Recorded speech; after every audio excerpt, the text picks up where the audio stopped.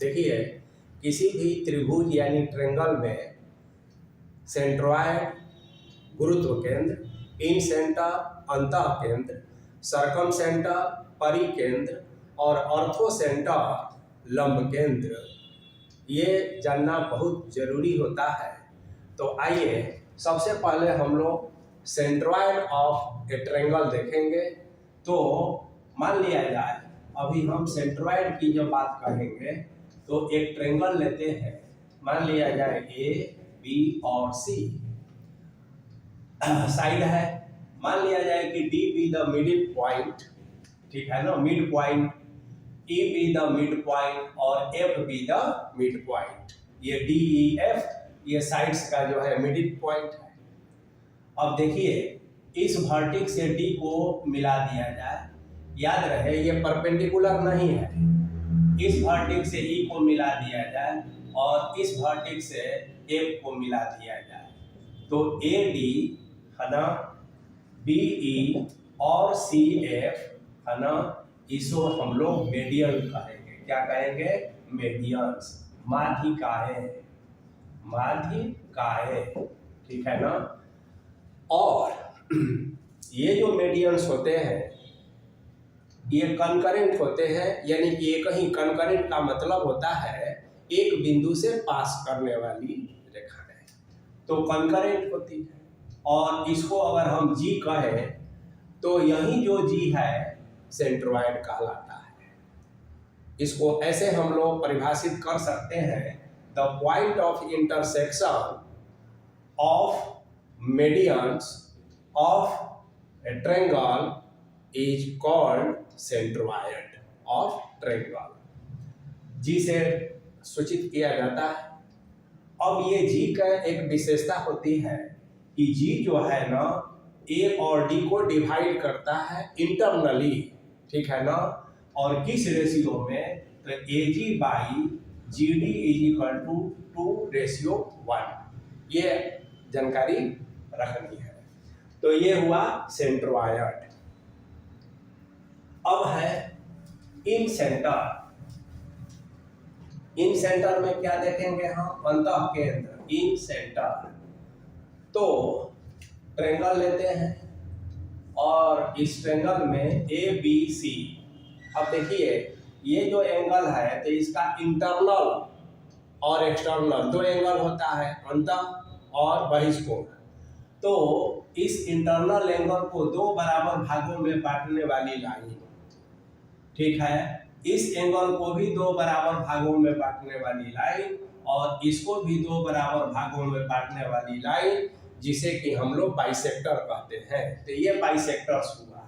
तो यहाँ D E F, अब ध्यान दीजिएगा, यह डी मिडिल नहीं है, ई भी मिडिल नहीं है, एफ भी मिडिल नहीं है और न ही यह परपेंडिकुलर है, ठीक है ना। एडी परपेंडिकुलर भी नहीं है, माने लंब भी नहीं है। तो केवल क्या है? इंटरनल एंगल का बाइसेक्टर है। तो हम इसको ऐसे कहेंगे, the point of intersection of bisectors. Bisectors माने दो बराबर भागों में बांटने वाली लाइन। और किसको बांटना है? एंगल को बांटना है। तो bisector of internal angles of a triangle. तो ये और ये बराबर होगा, ये बराबर होगा और ये एंगल बराबर होगा। तो the point of intersection of bisectors of internal angles of a triangle is called incentre. I से इसको सूचित किया जाता है। अब देखना है कि यदि आई हम डी की बात करें, यह आई ई के बराबर होता है और आई एफ ये इक्वल होता है। तो इसका मतलब है कि इसको रेडियस मानते हुए यदि हम एक सर्कल ड्रॉ करें तो देखिए ये एक सर्कल का निर्माण होता है, ठीक है ना। तो ये एक सर्कल बनता है और इसी सर्कल को जो है ना इन सर्कल भी कहा जाता है, इन सर्कल। और इसके रेडियस को यह इन रेडियस कहा जाता है। तो इन सेंटर पता चल गया और इन सेंटर में इन सर्कल भी आपको पता चल गया। इसी का सेंटर इन सेंटर कहलाता है। अब हम बात करते हैं सर्कम सेंटर के बारे में। देखिए, तो ये हुआ सरकम सेंटर। तो देखिए, एक हम ट्रायंगल लेते हैं और ध्यान रहे ABC, तो इसका साइड है और इसको बराबर भागों में बांटने वाला बाइसेक्टर। तो बाइसेक्टर ये हुआ, दो बराबर भागों में बांटे, बाइसेक्टर हुआ। और साथ में ये इस पर परपेंडिकुलर भी हो तो इसको कहा जाएगा परपेंडिकुलर बाइसेक्टर्स ऑफ साइड्स। तो ये ऐसे हुआ, फिर ये ऐसे हुआ और फिर ये ऐसे हुआ, ठीक है ना। और यह भी जो है एक पॉइंट पर जाके मीट करता है। तो कौन सा? तो परपेंडिकुलर बाइसेक्टर्स ऑफ साइड्स। तो इसको हम लोग सरकम सेंटर कहते हैं। मान लिया जाए कि सरकम सेंटर को स्मॉल सी से हम डिनोट करते हैं, कोई भी सिंबल ले सकते हैं। तो इसको कहेंगे the point of intersection of perpendicular bisectors of sides is called in centre. अब इन सेंटर की विशेषता ये होती है कि यदि यहाँ से ऐसे मिला दिया जाए, यहाँ से ऐसे मिला दिया जाए, तो देखिए AC बराबर BC बराबर C और C ये बराबर होता है, इक्वल होता है।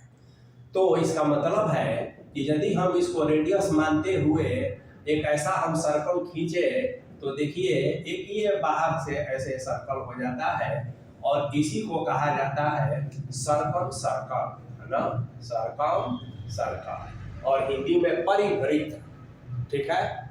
और इसके सर्कल के सेंटर को सर्कम सेंटर कहेंगे और इसके रेडियस को हम सर्कम रेडियस कहते हैं। अब है अर्थो सेंटर, है ना। तो अर्थो सेंटर में क्या देखेंगे? अर्थो सेंटर ऑफ ए ट्रायंगल।